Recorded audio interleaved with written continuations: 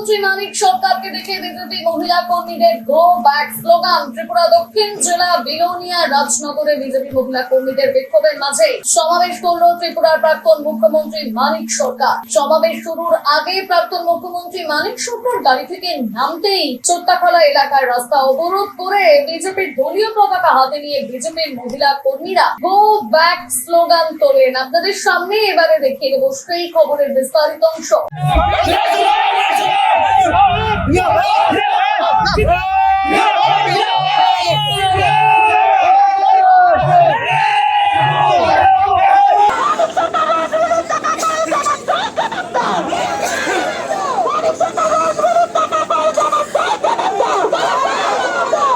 চালমানি পূজা gold, Miniket Ratna স্বর্ণ 10-10 আর দুধের স্বরের বিশুদ্ধতা একবার খেলেই বুঝবেন আসল স্বাদ।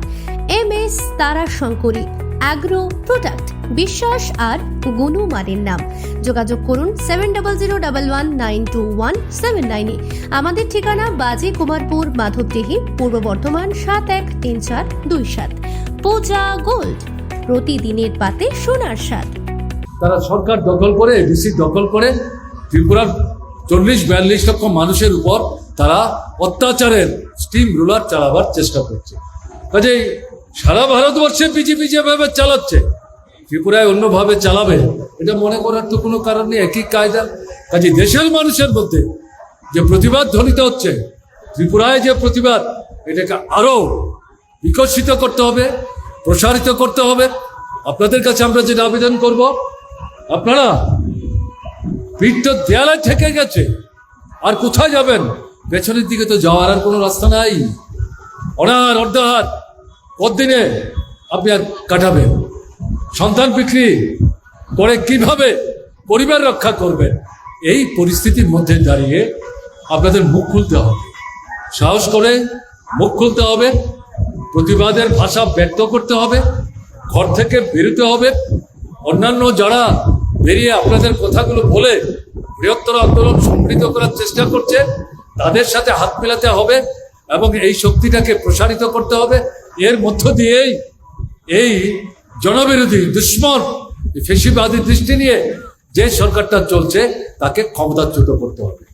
তারা মনে করছে ভোট জালিয়াতি করে, সন্ত্রাস করে,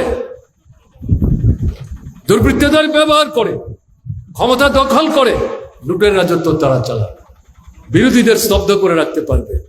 এরা মূর্খের সরকার বাস করছে। আমাদের রাজ্যে কংগ্রেস যুব সমিতির যে সরকার তৈরি হয়েছিল, তারা 5 বছর চেষ্টা করেছিল এই পদ্ধতিতে। 5 বছরের ব্যবধানে ত্রিপুরার মানুষ সংঘবদ্ধ হয়ে এদেরকে ক্ষমতাচ্যুত করেছে। এই অভিজ্ঞতা কিন্তু ত্রিপুরার মানুষের আছে। ইন্দিরা গান্ধী, যাকে বাংলাদেশের যুদ্ধের পর এশিয়ার মুক্তিসূর্য হিসাবে সম্মান জানিয়ে তার খ্যাতি তুলে ধরে সারা পৃথিবীর সামনে তাকে প্রতিষ্ঠিত করবার চেষ্টা করেছে, সেই ইন্দিরা গান্ধী,